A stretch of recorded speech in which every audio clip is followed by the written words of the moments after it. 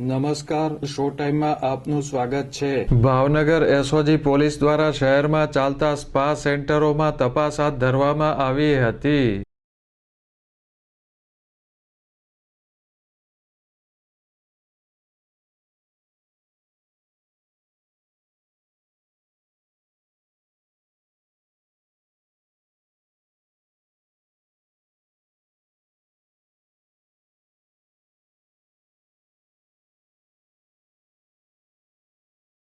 SOG પોલીસની team દ્વારા શહેરના વાઘાવાડી રોડ સહિતના વિસ્તારોમાં ચાલતા સ્પા સેન્ટરોમાં તપાસ હાથ ધરવામાં આવી હતી।